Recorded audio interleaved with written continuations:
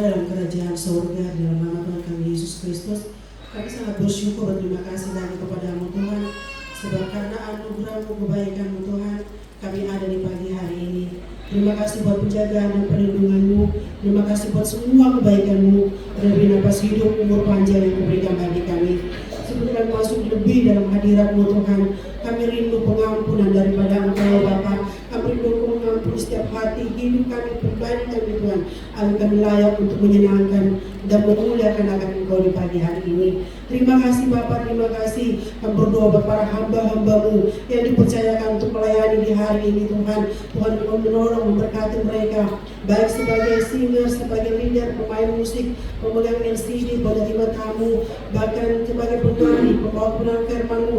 Kami percaya dan yakin urapan Tuhan Engkau berikan bagi setiap mereka yang akan melayani di hari ini Tuhan, agar pelayanan mereka di hari ini Bapa menjadi berkat bagi setiap umat-Mu yang hadir. Terima kasih Tuhan, terima kasih Bapa. Kami juga berdoa menyerahkan setiap alat-alat musik yang kami gunakan Tuhan. Kami percaya Tuhan dalam campur tangan-Mu Bapa, dijauhkan dari segala macam gangguan. Biar alat-alat ini Tuhan kami pakai untuk hormat dan kemuliaan bagi nama-Mu. Gedung ini Tuhan kami percaya juga dalam perlindungan-Mu Bapa. Terima kasih Tuhan, terima kasih Bapa. Di dalam nama Tuhan kami Yesus Kristus yang adalah Tuhan dan Juru Selamat kami, kami berdoa serta bersyukur dan habiskan ibadah ini hanya dalam satu nama, yaitu dalam nama Tuhan kami Yesus Kristus. Haleluya, haleluya, amin.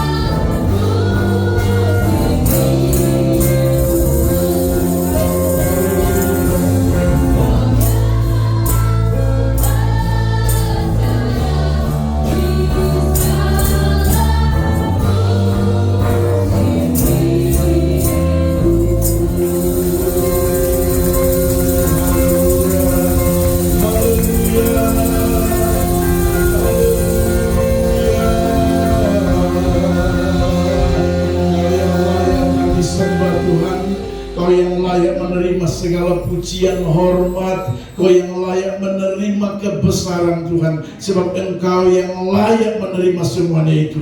Terima kasih Bapa di dalam surga. Kami umat Tuhan sudah beribadah kepadamu Tuhan. Apa yang kami persembahkan hari ini lagi Tuhan, tolong biarlah semua dapat menyenangkan hati Tuhan. Apa yang kami persembahkan kepadamu, puji-pujian penyembahan kami, kuduskan semuanya, dan biar itu sekali lagi menjadi satu dupa yang berbau harum di hadapan hadirat Tuhan, menyenangkan hati Tuhan, tapi juga mendatangkan berkat dalam kehidupan kami. Terima kasih Bapa di dalam surga, terima kasih Yesus, terima kasih Roh Kudus. Dan saat ini kami siap lagi untuk mendengarkan kebenaran firman-Mu. Mari Roh Kudus, Engkau berdaulat di setiap hati kami, pikiran kami, perasaan kami, tempat ini, agar kebenaran firman Allah yang akan kami dengar, kami terlalu percaya akan menolong dan memberkati kami. Karena kami yakin Tuhan, tanpa firman-Mu kami akan berjalan meraba-raba, tapi dengan firman-Mu Tuhan, jalan kami akan menjadi terang. Terima kasih Bapa di surga. Terpujilah nama Tuhan kekal dan sampai kekal. Apapun yang menjadi pergumulan kami percaya firman Tuhan adalah jawaban atas segala kehidupan kami. Terima kasih Bapa, kami siap mendengarkan firman-Mu. Hanya di dalam nama Tuhan Yesus Kristus, firman yang hidup, kami sudah berdoa. Haleluya, haleluya, amin. Puji Tuhan, silakan duduk kembali Bapak Ibu Saudara yang Tuhan Yesus kasihi. Haleluya. Puji Tuhan.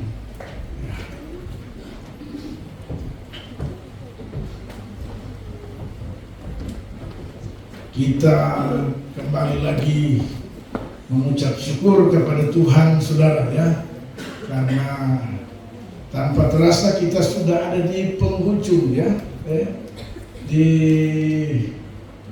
mau penghujung bulan Juni. Haleluya. Iya, Juni.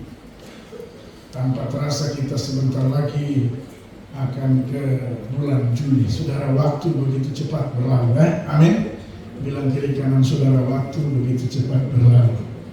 Haleluya. Jadi Anda bayangkan, karena waktu begitu cepat lalu Anda tidak berbuat apa-apa, ya, maka rugilah hidup ini, saudara. Amin. Haleluya. Waktu begitu cepat. Jadi kalau kita cuma tidur-tidur saja, ya, tidak berbuat sesuatu baru. Haleluya. Mari kita mau menggunakan waktu yang ada. Karena itu Alkitab bilang begini, pergunakanlah kesempatan yang ada. Karena hari-hari ini adalah hari-hari yang jahat. Haleluya. Jadi kita pergunakan kesempatan yang ada. Jangan disia-siakan Bapak Ibu Saudara yang Tuhan Yesus kasihi. Puji Tuhan, ya. Kita akan lihat kebenaran firman Tuhan. Mungkin sebelum saya sampaikan firman Tuhan, adakah yang baru pertama kali beribadah dengan kita? Ada? Yang baru kali pertama saja. Ada? Silakan berdiri di kursi saudara. Iya, mari jemaat yang di sekitar berikan salaman. Ya, selamat datang di tempat ini, ya. Haleluya. Silakan duduk kembali Ibu. Ya, Tuhan memberkati Ibu. Tuhan memberkati keluarga Ibu, ya. Puji Tuhan, Anda ada di sini. Kita ada keluarga kerajaan Allah, ya. Dalam Tuhan kita bersaudara. Di luar Tuhan kita beda-beda suku, beda marga, ya. Ada marga Sitorus, ada marga Gimon. Itu di luar Tuhan, ya. Tapi di dalam Tuhan kita bersaudara. Jadi tak melihat lagi marga. Yang kita lihat di wajah kita adalah kemuliaan Tuhan. Haleluya. Coba lihat kiri kanan saudara, lihat kemuliaan Tuhan. Tengok dia, tengok kiri kanan saudara. Amati baik-baik, ya, dan berikanlah senyuman. Haleluya. Haleluya. Harus senyum. Saudara, biar kita jelek bagaimana, tumpu muka, taruhlah pas-pas lah. Kalau jelek kurang bagus. Yang bentuk muka ini pas-pas. Tapi kalau kita senyum, aduh, haleluya. Bagaimana Pak Patro Senior? Haleluya. Kalau Pak Eli kita lihat, dia sudah senyum, aduh. tinggal gigi yang kelihatan itu kan luar biasa, ya. Apalagi dia sebagai ketua pria, bagi hati itu bergema-gema. Haleluya, ya. Haleluya. Dan sudah mulai bergema-gema dalam hatinya, tak lama lagi aku akan melihat Yerusalem. Haleluya. Tapi kalau kau terbawa banyak orang, kau celaka. Haleluya. Puji Tuhan, ya. Minggu kemarin saya menyampaikan firman Tuhan tentang orang Kristen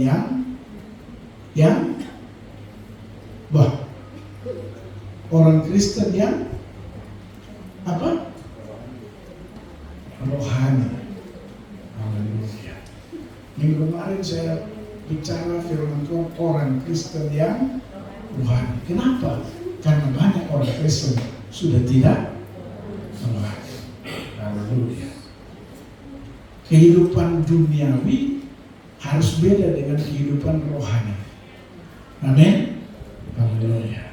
Saya kasih contoh, kalau perempuan, ada contoh kemarin saya sampaikan. Kalau perempuan di dunia itu salah satu contoh cara berpakaian. Itu contoh. Contoh satu saja. Kalau contoh lain itu celaka. Nanti saudara, aduh, saya itu sudah. Tapi saya kasih contoh satu saja soal berpakaian. Haleluya. Pakaian orang-orang rohani itu harus yang betul-betul sesuai. Amin. Kalau orang dunia jangan sampai sama. Kristen dunia dan Kristen rohani. Orang dunia pakai, kalau baju itu, kalau perempuan roknya pendek, pakai tank top, apa kan namanya itu? Ya, satu baru di belakang, bolong depan, kadang-kadang juga bolong di sini, ada juga bolong di kiri kanan sini. Ada saya lihat bolong sini, bolong sini, bolong belakang. Untung tidak ada bolong. Itu Kristen dunia. Kalau Kristen rohani tidak. Amin. Gitu. Itu contoh kalau perempuan. Kalau laki-laki, kemarin saya kasih contoh. Kristen dunia itu masih merokok. Saya dulu juga keluar merokok, bisa bikin bulat-bulat. Untung nggak bisa bikin love, karena masalahnya bibir saya masih butuh love. Ya.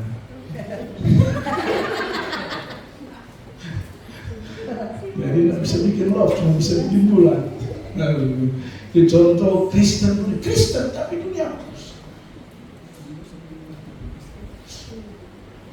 Haleluya.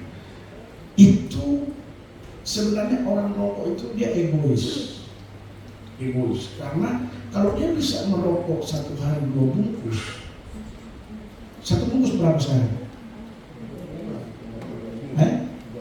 35.000. Jadi dalam satu hari dia menghabiskan 70.000. Istrinya belum tentu dan anaknya menghabiskan 75.000. Jadi dia egois.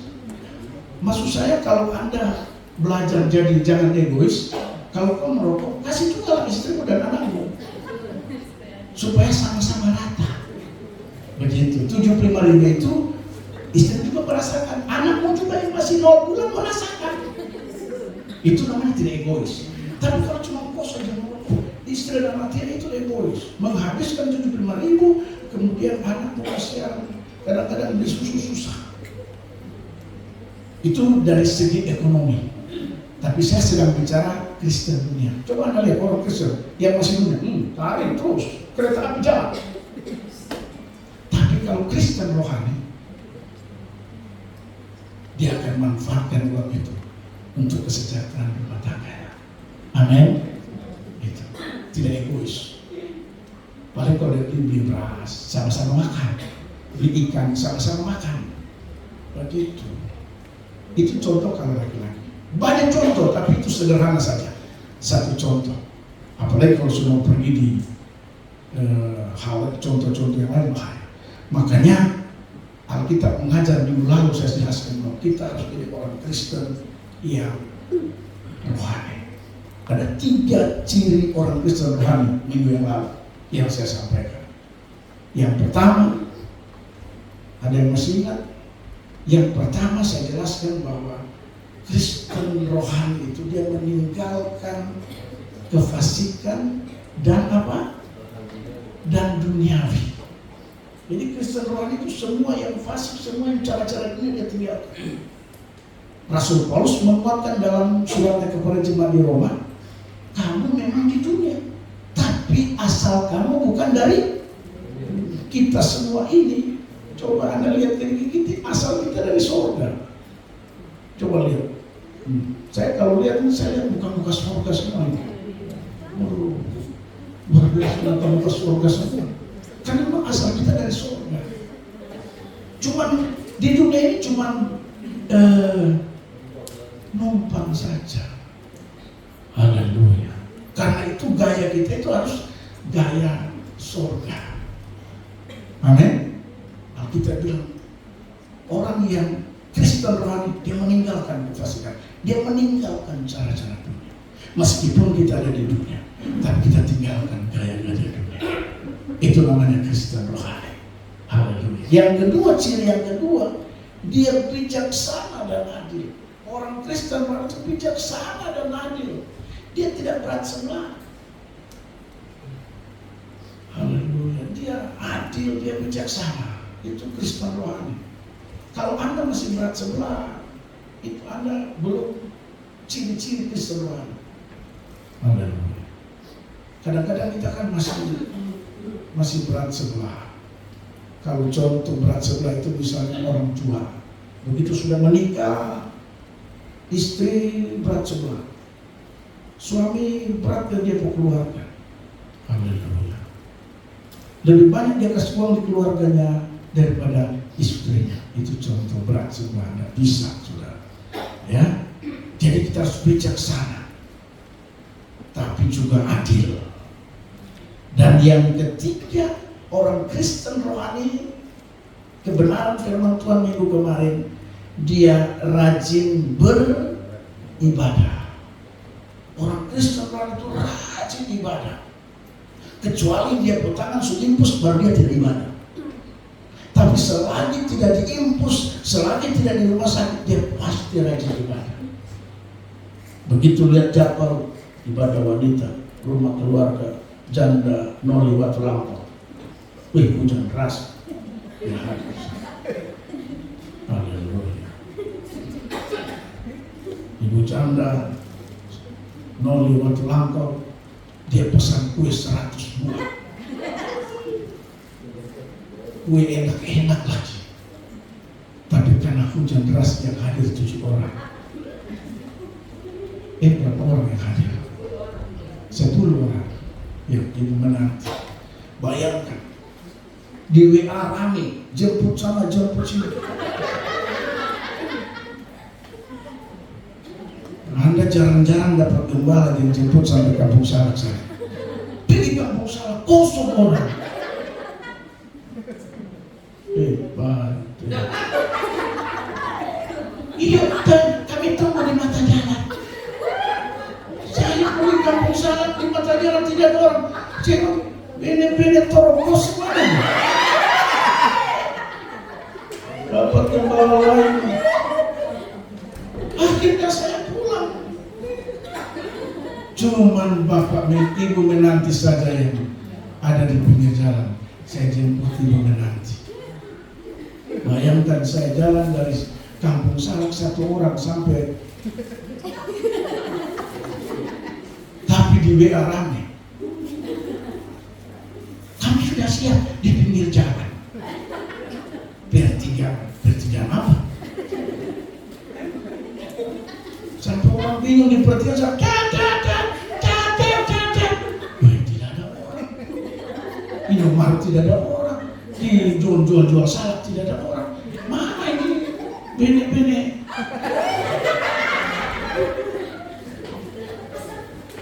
Saya putar dan saya jalan. Orang Kristen rohani harus rajin ibadah. Itu firman Tuhan. Kalau Kristen duniawi, ya sudah itu tidak apa-apa dalam ibadah. Karena memang Kristen dunia itu malas ibadah. Tapi orang Kristen rohani itu harus rajin ibadah. Haleluya. Bayangkan itu teman-teman. Akhirnya ibu-ibu karena sedikit yang hadir, ibu-ibu yang hadir, alhamdulillah.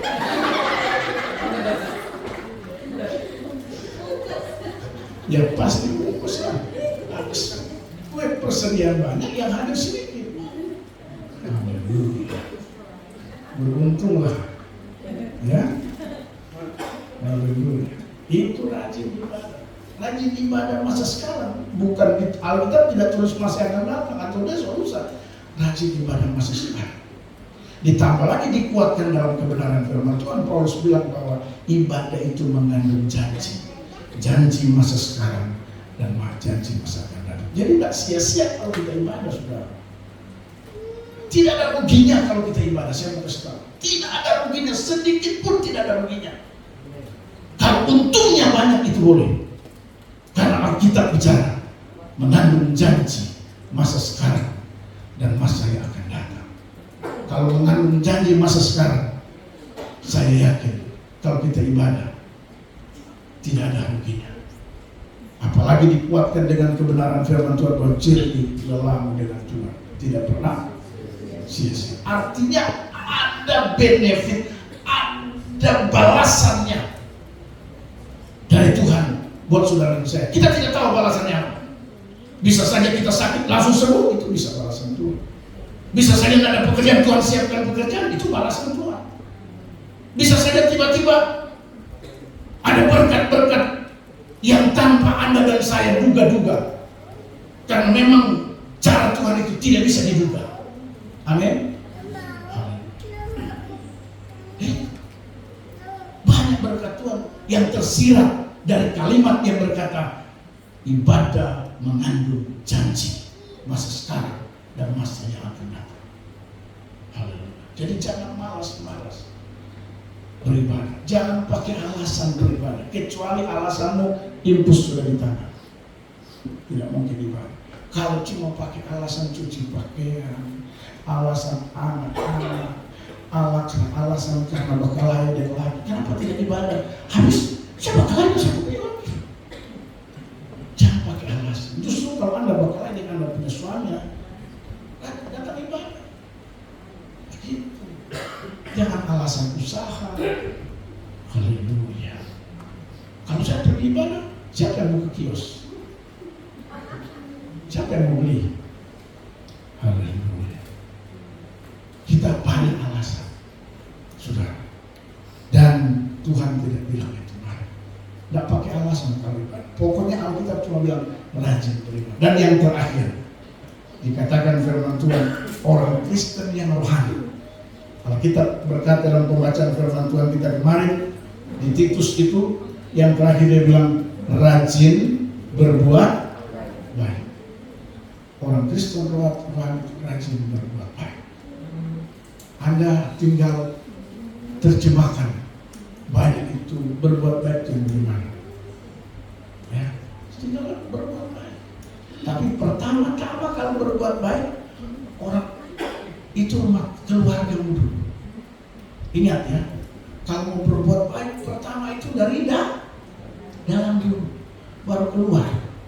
Jangan di luar so baik, di dalam tidak baik, itu salah. Itu namanya kita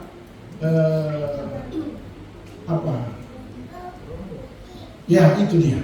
Kalau orang bilang rombong.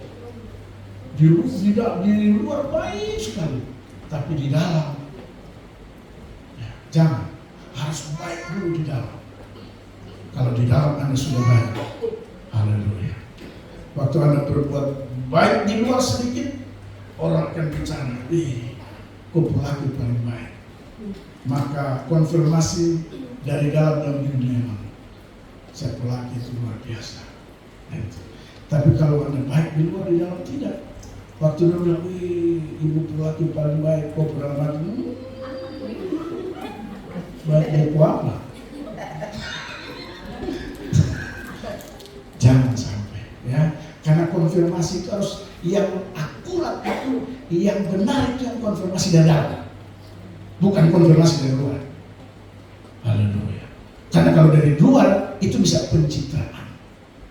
Bisa saja orang pencitraan baik di luar, tapi kalau Anda sudah baik di dalam, lalu Anda baik di luar, itu bukan pencitraan. Orang dalamlah yang akan memberikan konfirmasi bahwa Anda adalah betul-betul baik.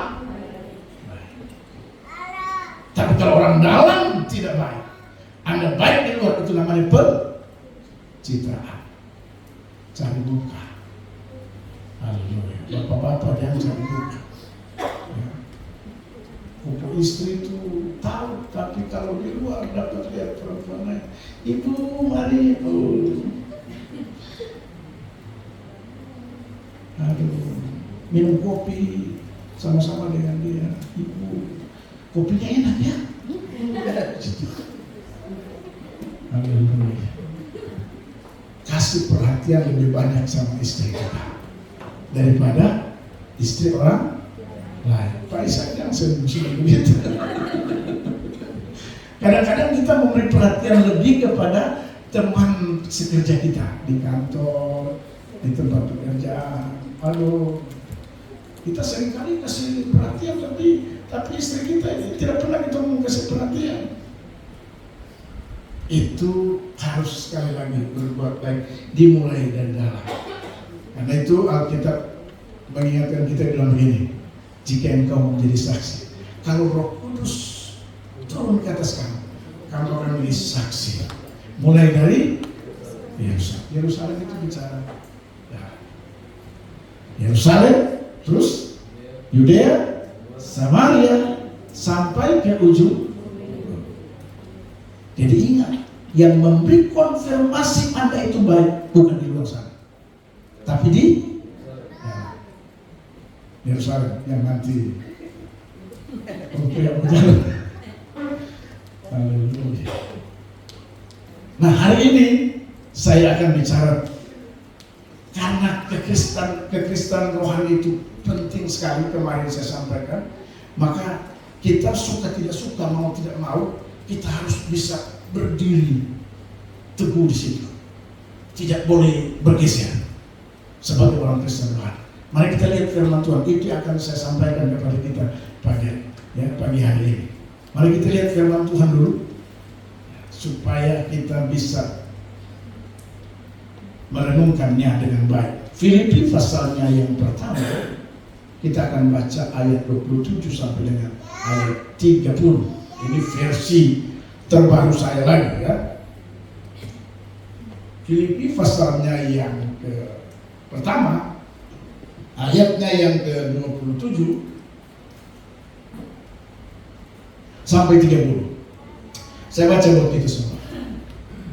Nasihat supaya tetap berjuang. Hanya hendaklah hidupmu berpadanan dengan Injil Kristus, supaya apabila aku datang, aku melihat, dan apabila aku tidak datang, aku mendengar bahwa kamu teguh berdiri dalam satu roh dan sehati sejiwa berjuang untuk iman yang timbul dari berita Injil, dengan tiada digentarkan sedikit pun oleh lawanmu. Bagi mereka semuanya itu adalah tanda kebinasaan, tapi bagi kamu tanda keselamatan, dan itu datangnya dari Allah. Sebab kepada kamu dikarenakan bukan saja untuk percaya kepada Kristus, melainkan juga menderita untuk Dia dalam pergumulan yang sama seperti yang dahulu kamu lihat padaku, dan yang sekarang kamu dengar tentang aku. Paulus mencatat, menulis surat ini kepada jemaat yang ada di Filipi. Tujuannya supaya jemaat yang ada di Filipi, selain mereka punya ciri-ciri Kristen rohani itu, Kristen yang rohani itu, Paulus mau supaya mereka jangan bergeser. Artinya menjadi orang Kristen yang betul-betul bisa mempertahankan kerohanian mereka di tengah-tengah situasi, di tengah-tengah keadaan tantangan yang mereka hadapi di saat itu. Perhatikan ayat 27, dikatakan firman Tuhan begini, hanya hendaklah hidup berpadan dengan Injil Kristus, supaya apabila aku datang, aku melihat, dan apabila aku tidak datang, aku mendengar bahwa kamu, garis bawahi, teguh berdiri dalam satu roh, satu hati. Satu roh itu satu nafas, ya. berdiri dalam satu roh, satu nafas, satu hati, dan satu apa lagi? Jiwa dan sejiwa. Jadi Paulus mau orang-orang percaya yang notabene lahir dari pendengaran iman mereka karena berita Injil yang disampaikan oleh Paulus. Dia mau supaya mereka teguh berdiri di sini. Jangan bergeser. Sebagai orang Kristen yang rohani, tidak boleh bergeser, tidak boleh terpengaruh dengan situasi dan keadaan dunia. Haleluya. Kira-kira itu yang menjadi maksud Paulus. Kalau saudara perhatikan, apabila aku datang melihat, kalaupun aku tidak datang, apabila aku tidak datang, aku mendengar bahwa kamu teguh berdiri dalam satu roh, satu nafas. Jadi jemaat yang ada di Filipi, Paulus mau supaya mereka itu teguh berdiri, ya, mempertahankan kekristenan yang rohani itu, yang saya jelaskan minggu yang lalu. Karena memang ini ada benang merahnya ke sana. Begitu juga saudara dan saya. Sebagai orang Kristen, sebagai orang percaya, mari kita mau berdiri teguh. Ya. Kita tidak boleh bergeser. Di sini disampaikan Paulus bukan secara personal, tapi secara berjamaah. Karena itu dia bilang berdiri dalam satuan roh, hati dan jiwa. Jadi secara keseluruhan orang percaya di Filipi, Paulus mengingatkan supaya mereka berdiri teguh. Pertanyaannya, bagaimana supaya sebagai orang Kristen, sebagai orang percaya, kita bisa berdiri teguh, tidak terpengaruh, tetap mempertahankan kekristenan yang rohani tadi itu, yang saya sudah kasih contoh bagi kita semua. Haleluya. Saya mengamati kebenaran firman Tuhan di sini, Bapak Ibu. Ya, setidaknya saya menemukan ada 3 kebenaran lagi. Bagaimana kita mempertahankan kekristenan rohani kita itu. Bagaimana kita supaya bisa berdiri teguh secara berjemaat. Bukan saja personal, tapi secara berjemaat. Seperti yang disampaikan Paulus kepada jemaat yang ada di Filipi. Yang pertama, perhatikan, supaya kita teguh, supaya kita tidak bergeser, ya, dari panggilan kekristenan kita yang rohani itu. Perhatikan ayat 27 bagian A, itu jawabannya.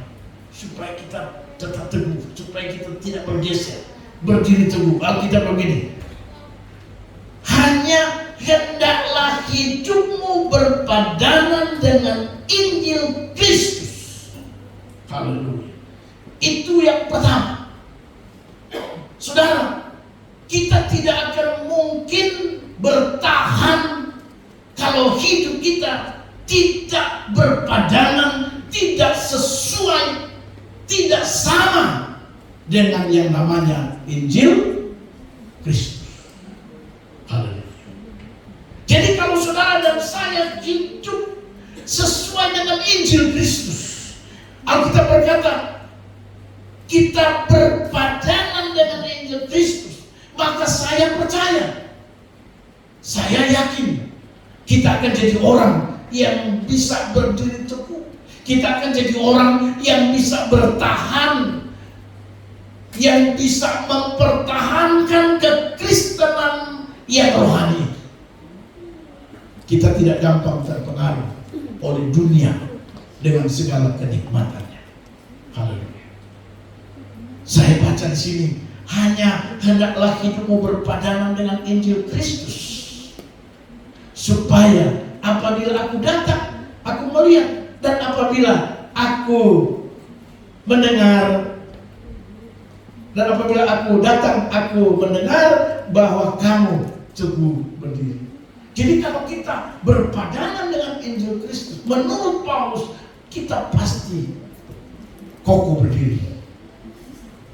Haleluya. Kita pasti kuat. Kita pasti tidak gampang terhanyut oleh banyak godaan-godaan dunia ini, saudara. Haleluya. Tapi kalau kita tidak berpadanan dengan Injil Kristus, haleluya. Kalau kita tidak, hidup kita tidak sesuai dengan Injil Kristus, atau dengan kata lain berpegang, berpatokan pada Injil Kristus, maka saya pastikan kita akan lemah. Ada yang tanya, kok bisa?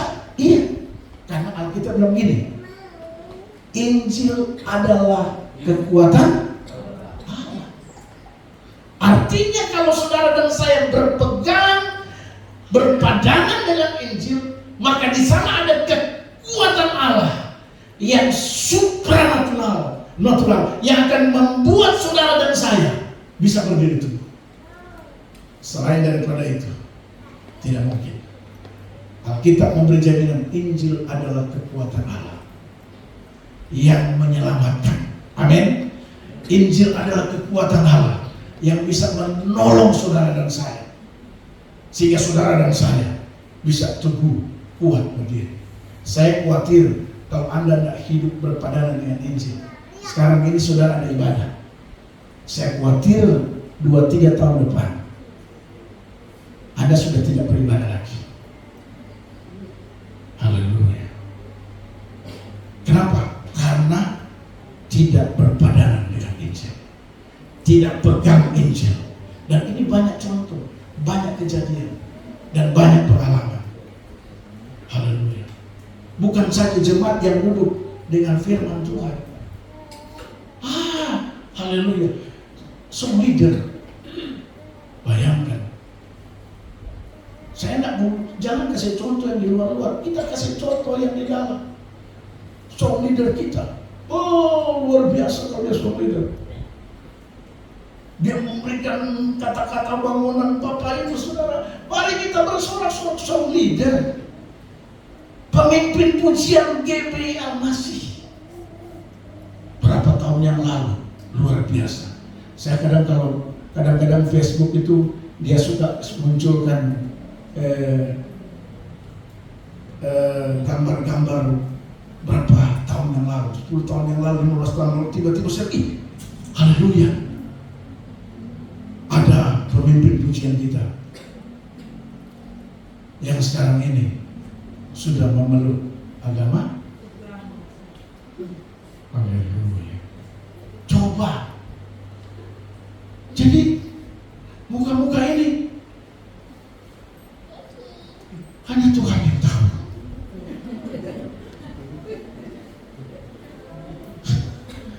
Haleluya. Padahal tadinya luar biasa berdiri di sini. Masih waktu gereja lama, bukan di sini, gereja lama kita. Iya, ya, mimbar ini sudah. Dia sampai dia turun di sana, dia keliling-keliling. Luar biasa. Mantap. Tapi kenapa tidak teguh berdiri? Kenapa pada akhirnya dia goyang? Bahkan lebih bahaya lagi, dia meninggalkan Yesus. Itu yang Paulus tidak suka terjadi buat jemaat di Filipi. Haleluya. Makanya kadang-kadang hati-hati dengan berkat Tuhan. Hati-hati dengan berkat Tuhan. Pak Pendeta, tolong doakan supaya kalau bisa usaha saya maju sukses, supaya saya diberkati Tuhan. Pendeta berdoa. Begitu sudah maju sukses, hati-hati dengan berkat. Kadang-kadang berkat itu menjebak saudara dan saya. Saking suksesnya itu bisa menjebak saudara dan saya. Haleluya. Ini seorang leader luar biasa. Tuhan berkati suaminya, Tuhan berkati, Tuhan kasih rumah, berdua rumah dapat rumah. Haleluya. Suami pergi kerja, dia juga pergi kerja. Sama-sama. Makanya tolong suami-suami kalau yang kerja jauh-jauh, 2 minggu baru balik, 1 bulan baru balik, jangan cepat percaya kepada istri. dia kan asal di GBA masih lebih pasti aman. Pemimpin pujian saja nggak aman, apalagi cuma asal.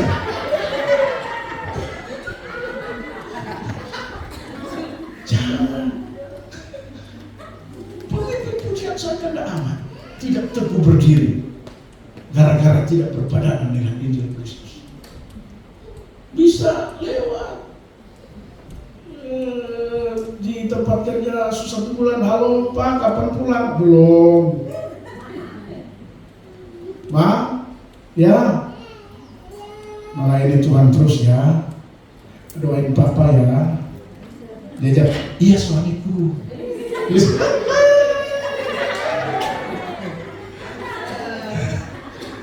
Makanya saya larang apa ini, yang ngurus asar itu saya larang. Tidak boleh asar itu laki-laki perempuan. Tidak boleh. Apalagi laki orang istri orang. Kalau mau laki-laki perempuan suami istri. Kalau mau laki-laki laki-laki. Kalau perempuan perempuan. Ibu Linda dengan Ibu Warsoi. Begitu. Jangan Ibu Linda Pak Warsoi. Satu kali tidak masalah. 2 kali terus menerus. Barulah tumben. Baru depan seragam ya.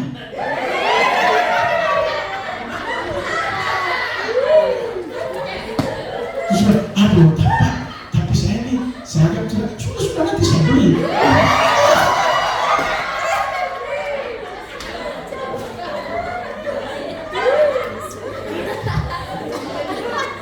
Jangan.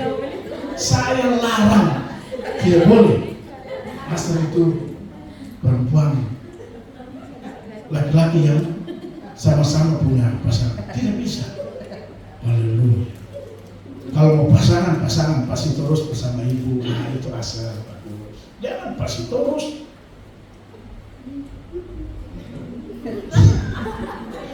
Tidak boleh.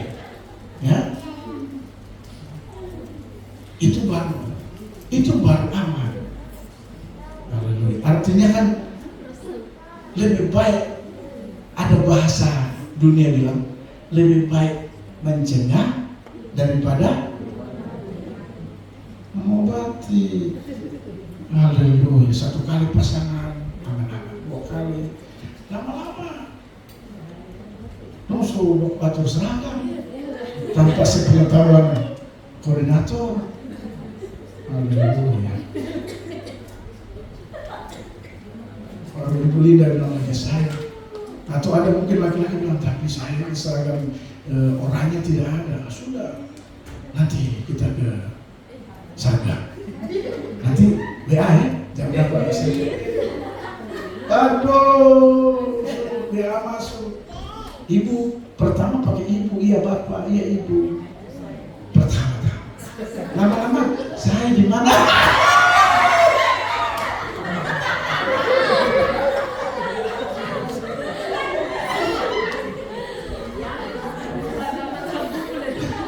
Itu hati-hati.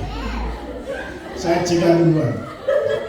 Yang jelas Alkitab bilang supaya kita teguh, tak tergoyahkan, tidak gampang terpengaruh, harus berpadanan dengan Injil Kristus. Anak-anak muda dengar, Brandis, berpadanan dengan Injil Kristus. Ya, anak-anak muda jangan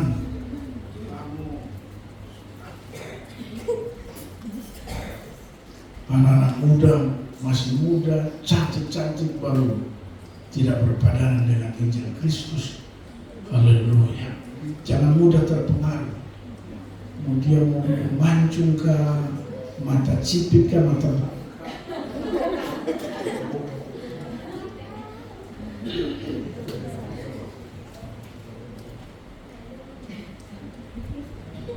baterai habis.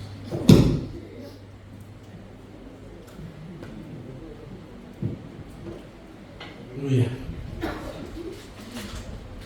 Hanya dengan berpadanan dengan Injil Kristuslah kita bisa teguh. Paulus bilang, kalau saya tidak datang, paling tidak saya dengar, kau berdiri teguh. Kalau saya datang, Saya melihat bahwa kau tetap berdiri teguh. Satu nafas, satu hati, satu jiwa, secara berjamaah teguh berdiri. Amin. Amin saudara. Harus berpadanan dengan Injil. Kasih tahu kiri kanan saudara, berpadanan dengan Injil Kristus. Haleluya. Puji Tuhan.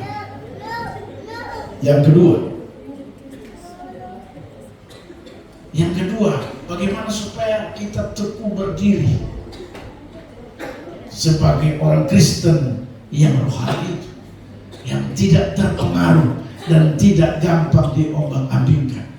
Haleluya. Tetap kokoh.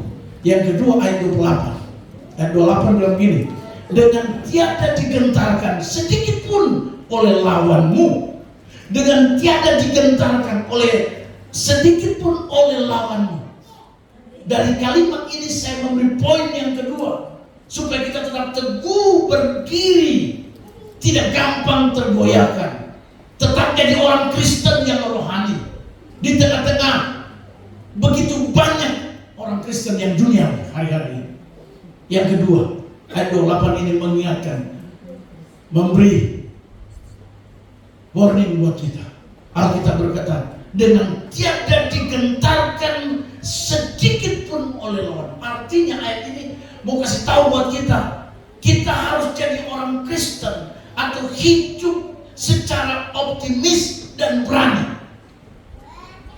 Haleluya. Yang kedua, hidup itu harus optimis dan berani. Tiada digentarkan sedikit pun oleh lawan. Jangan jadi orang Kristen yang ragu-ragu. Harus jadi orang Kristen yang punya percaya diri, optimis, tapi juga berani. Haleluya. Ada orang Kristen yang peluang besar, bank datang, ibu, bapak, ini ada produk baru, bapak 300 juta kredit, mau tidak? Mau bayar dengan apa? Wah, nanti saya mau bayar dengan apa ya? Ini penakut ini. Haleluya. Kalau ada tawaran begitu, amin. Berapa tahun bu? Cuma 10 tahun. Oh yes, ambil. Dan buka usaha dengan modal 300 juta. Itu namanya orang. Itu namanya dia berani dan optimis. Amin. Haleluya. Jangan, itu sudah ada peluang, Tuhan sudah kasih peluang, tapi kita ragu-ragu. Haleluya. Saya salut Ibu Linda punya keberanian. Emang itu saya suka berani. Pak Pendeta, utang saya ratusan juta. Jangan lihat utang, lihat Tuhan. Kita bilang Tuhan yang tebus utang kita. Amin. Haleluya. Harus berani. Itu salah satu contoh saja. Kalau kita mau jadi orang yang hebat, harus berani. Kalau kita bilang jelas, ya, dengan tiada digentarkan sedikit pun oleh lawanmu. Iblis itu kan cuma datang bikin takut kita. Kalau kau ambil, habis kau. Kita ini jangan, harus berani. Itu contoh. Ada contoh-contoh yang lain yang memang dibutuhkan keberanian, dan dibutuhkan apa? Optimis kita. Haleluya. Pak Simon kalau takut, dia tidak bisa bangun rumahnya. Haleluya. Dia bilang, tak apa pendeta saya ini. Kenapa? Lunas, ambil lagi. Lunas, ambil lagi. Itu baru berani. Haleluya. Tahu kalau mati lunas.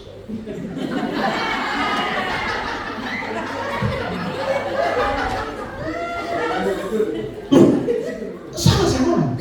Saya ngomong bicara benar ini. Tapi kan mati kita tidak tahu kapan. Itu urusan Tuhan. Yang pasti yang saya tahu dalam catatannya, mati lunas.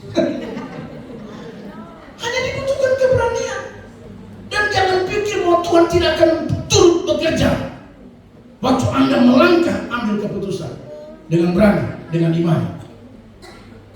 Saya tidak akan pernah digentar. Ini ragu-ragu lah. Banyak orang Kristen kan ragu-ragu, takut, maju tidak, mundur tidak. Makanya ada istilah gini, hidup enggan, mati tidak. Janganlah jadi orang Kristen begitu. Haleluya. Ya, saya banyak contoh dalam jemaat di mana saya mengajar harus berani, maju. Ya, Pak begini, maju, ambil. Jangan takut. Kita ini seringkali kan menggunakan akal logika kita yang sempit dan kecil. Otak kita cuma begini,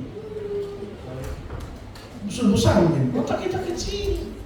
Dan kadang-kadang kita mengukur kuasa Tuhan itu berdasarkan otak kita. Kenapa? Kalau kau ambil ini, terus pendapatan ini, bisakah? Ya memang tak bisa lah. Tapi dengan Tuhan kita cakap menanggung segala perkara. Amin. Haleluya. Secara manusia tidak bisa. Tapi kalau kita bersama dengan Tuhan, ditambah dengan sebuah keberanian, optimis yang memadai, saya yakin bisa. Dan saya mau kasih tahu, orang-orang sukses secara finansial itu modalnya cuma berani.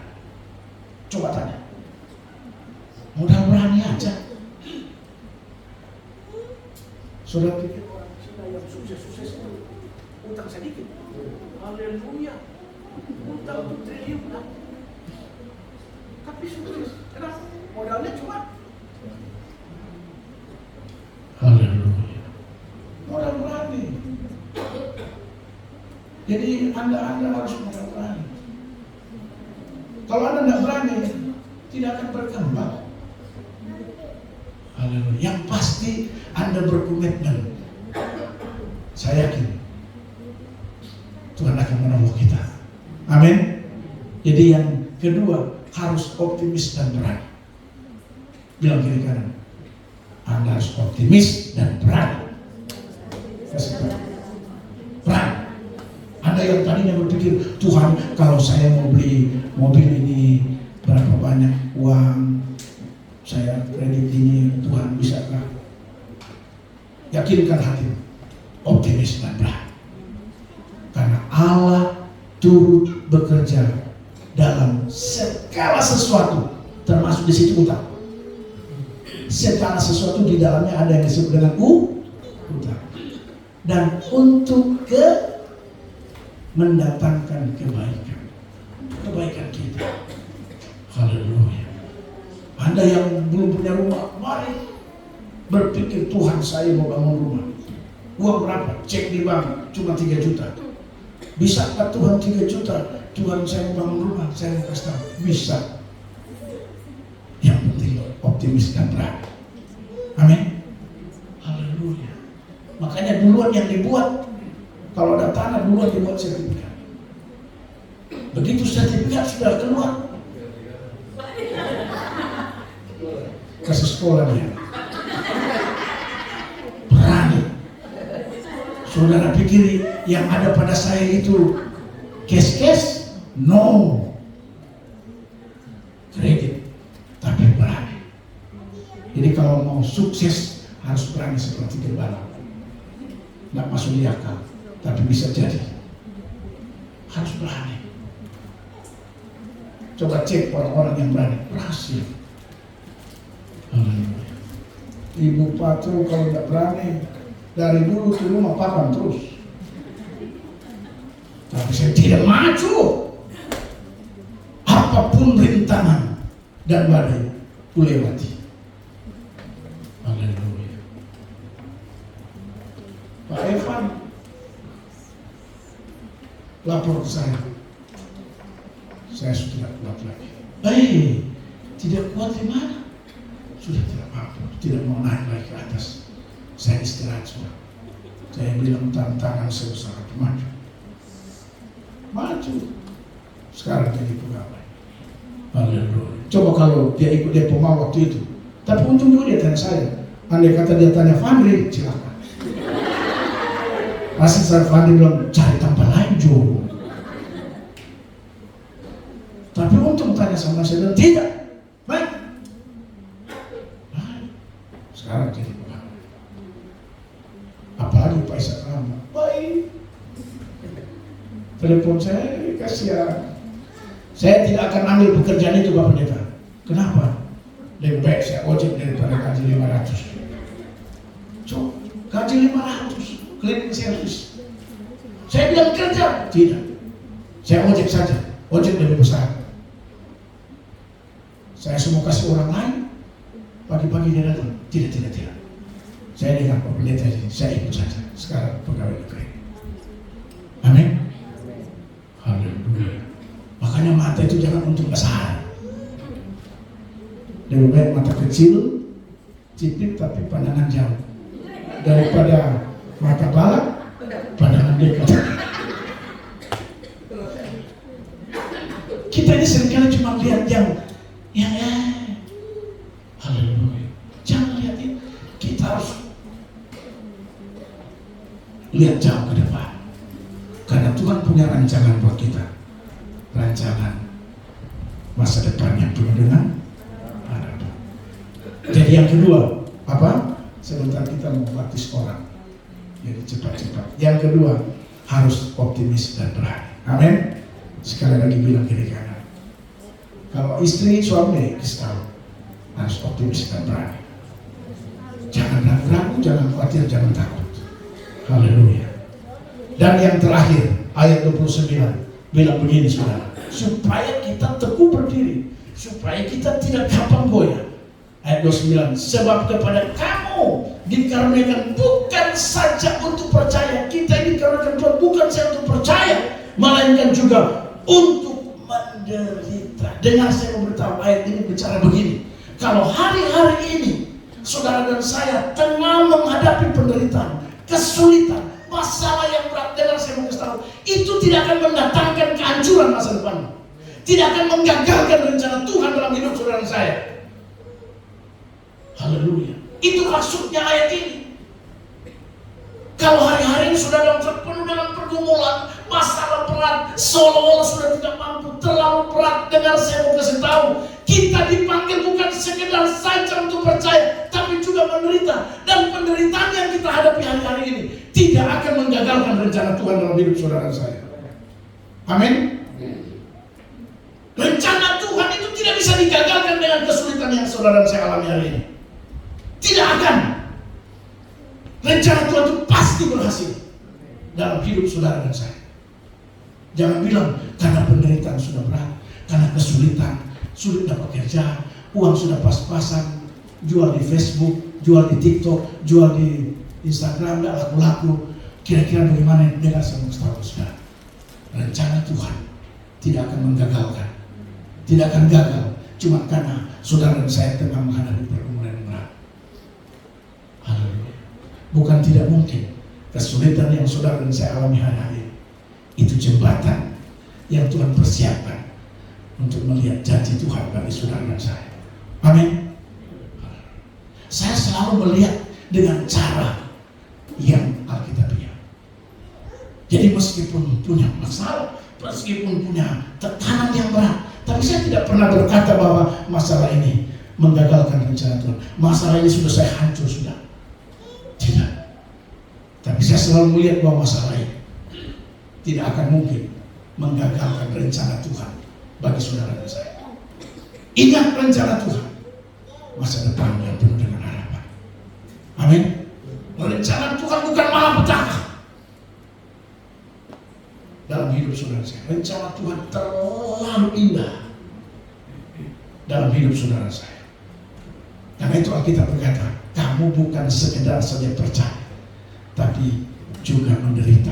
Artinya, kalau hari-hari ini saudara sedang menderita karena kesulitan, menderita karena pergumulan, menderita karena masalah, menderita karena persoalan, menderita karena kekurangan, dengar saya mau kasih tahu, tidak akan pernah merubah rencana Tuhan bagi saudara dan saya.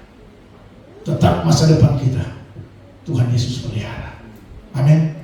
Tetap keperluan saudara dan saya, Tuhan Yesus cukupkan. Amin. Tidak mungkin dia biarkan kita, saudara. Kenapa? Kan dia yang sudah janji. Janjinya untuk memenuhi, mencukupi segala keperluan saudara dan saya. Amin. Dia berjanji untuk memberikan berkat bagi saudara dan saya. Itu janjinya. Dan kalau janji Tuhan itu ya dan amin. Haleluya. Saya tidak pernah ragu janji Tuhan. Saya tidak pernah ragu janji firman Tuhan. Dan saya tahu janji itulah yang akan kita hidupi. Makanya Alkitab berkata begini, orang benar hidup oleh iman. Dengar, Alkitab saya ulang lagi. Orang benar hidup oleh iman. Saudara dan saya, tolong hidup oleh iman. Jangan hidup oleh perasaan. Kalau kau hidup oleh perasaan yang hanya muncul kecewa, putus asa, dan mau lari dari Tuhan. Alkitab tidak mengajarkan kita hidup oleh perasaan. Hidup oleh iman. Dan iman orang-orang percaya tidak akan mengecewakan. Kalau kita beriman tidak akan mengecewakan. Haleluya. Jadi hidup oleh iman. Kalau itu, maka saya percaya. Ya. Makanya poin terakhir saya beri kalimat. Hidup harus selalu berpikir positif. Haleluya. Jadi kalau ada penderitaan, jangan negatif berpikir. Kalau saudara ada masalah, ada persoalan, ada kesulitan, jangan negatif. Harus selalu positif. Berpikir bahwa masalah ini, sekali lagi saya ulang, tidak menggagalkan rencana Tuhan yang terbaik dalam hidup saudara dan saya. Jangan negatif kalau ada masalah. Kalau rumah tangga cekcok, dengar baik. Jangan pikir bahwa kalau kecekcokan ini akan berakhir di meja pengadilan. Jangan begitu. Jadi waktu Anda cekcok, langsung Anda berpikiran kecekcokan rumah tangga ini akan berakhir di meja hijau. Wah, itu salah. Karena kita dipanggil bukan sekedar percaya tapi juga menderita. Tapi dengan baik, saya ulangi lagi, penderitaan tidak akan menggagalkan rencana Tuhan dalam hidupmu dan hidup. Amin. Karena itu yang ketiga, supaya kita tetap kokoh berdiri teguh, kita harus selalu berpikir positif. Saya tidak tahu masalah saudara dan saya, tapi kalau kita berpikiran positif, saya mau beritahu, Tuhan akan tunjukkan kebaikannya dalam hidup saudara dan saya. Saya simpulkan firman Tuhan pagi hari ini. Berdiri teguh, teguh berdiri. Yang pertama, kita harus hidup berpadanan dengan Injil Kristus. Yang kedua, hidup harus optimis dan berani. Jangan jadi penakut, jangan suka ragu, jangan suka jadi orang khawatir. Harus berani, percaya Tuhan ada di pihak kita. Amin. Dan yang ketiga, hidup harus selalu berpikiran positif. Positif thinking. Jangan negatif thinking. Kalau orang negatif thinking, makanya banyak orang jadi takut, tidak mau melangkah, tidak mau ambil keputusan yang besar karena sudah negatif. Tapi kalau kita positif thinking, kita akan berani mengambil langkah-langkah yang besar. Dan biarlah 3 poin ini akan membawa kita menjadi orang yang teguh berdiri dalam kekristenan yang rohani. Tuhan berkati kita semua. Mari kita tutup Alkitab kita. Haleluya. Hari ini kita akan baptis sebenarnya 3 orang Bapak Ibu, tapi jadinya 2 orang karena 1 orang dia harus mengikuti tes terakhir di tes administrasi di wali kota, yaitu saudara kita Dirli, ya, sedang bergumul untuk dia tes terakhir administrasi, lalu tanggal 28 dia akan pantohe. Jadi kalau dia lulus pantohe nanti, ya puji Tuhan, anak ini akan begitu pendidikan kepolisian. Ya, jadi nanti dia minggu depan kalau ada waktu baru kita baptis anak kita Dirli. Puji Tuhan, Bapak Ibu Saudara. Mari kita tutup Alkitab kita semua. Saya mengajak kita semua bangkit berdiri di hadapan Tuhan. Setelah kita sudah mendengar dan merenungkan kebenaran firman Tuhan. Haleluya. Tadi ini pujian, bila ku angkat tanganku.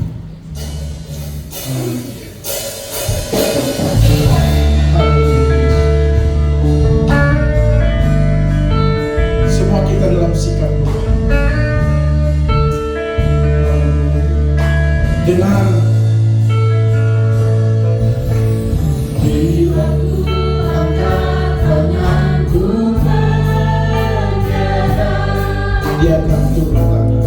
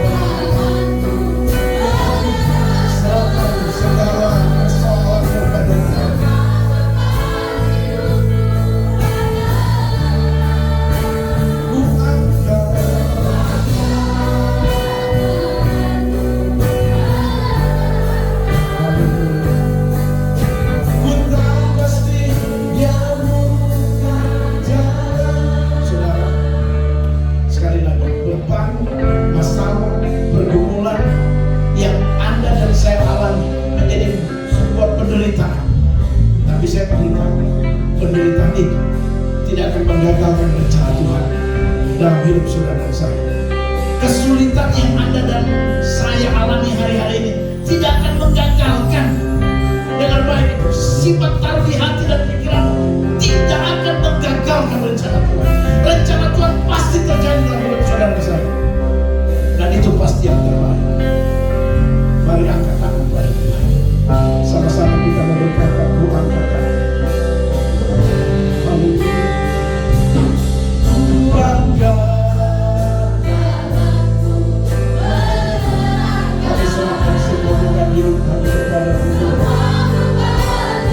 Saya tahu beban hidup ini tidak akan pernah mengagalkan saya. Tidak akan membuat hancur pekerjaan, usaha, bisnis, karya. Tidak. Haleluya. Tidak akan mengagalkan rencana-rencana. Haleluya.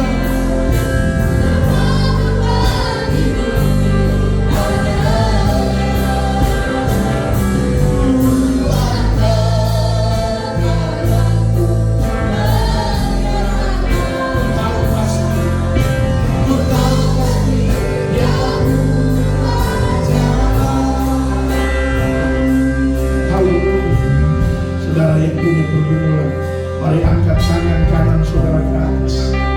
Saudara tidak perlu maju ke depan. Di kursi saudara, saudara angkat tangan pada Tuhan. Sungguh-sungguh menyerahkan. Kalau mungkin engkau mulai putus asa karena beban, engkau mungkin mulai kurang percaya karena persoalan yang mungkin sudah terlalu lama. Tapi dengar saya mau beritahu, rencana Tuhan tidak akan gagal karena masalah. Rencana Tuhan tidak akan gagal karena kesulitan. Rencana Tuhan tidak akan gagal karena beban yang engkau sedang pikul hari-hari ini. Mari dengan iman angkat tangan pada Tuhan dan berkata, Tuhan, aku mengangkat tangan. Tuhan pasti siap turun tangan dan membela. Haleluya. Angkat tangan kita pada Tuhan dan angkat hati kita pada Tuhan. Haleluya. Haleluya.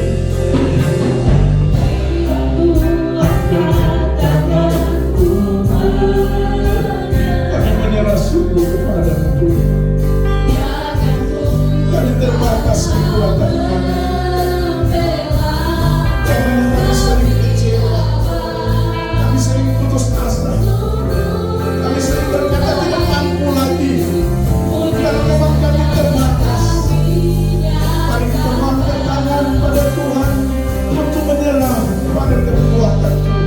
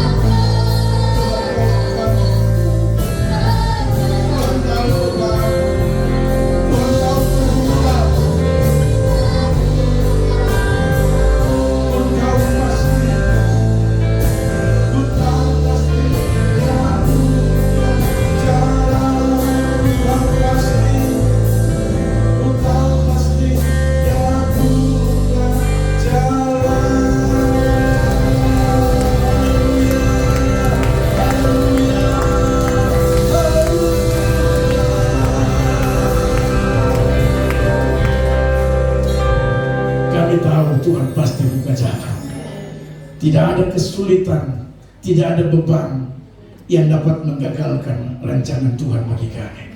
Sekali lagi Tuhan, ketika kami mengangkat tangan kepada-Mu, Tuhan turun tangan dan membela kami.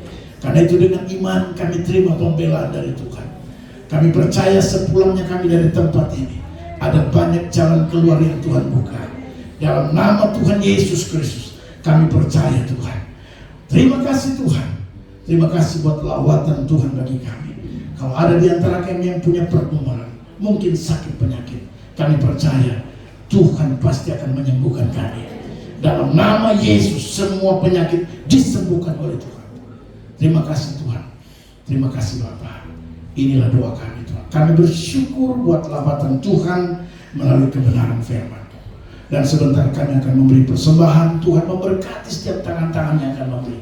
Apapun bentuk persembahan yang dibawa, dalam nama Yesus diberkati oleh Tuhan.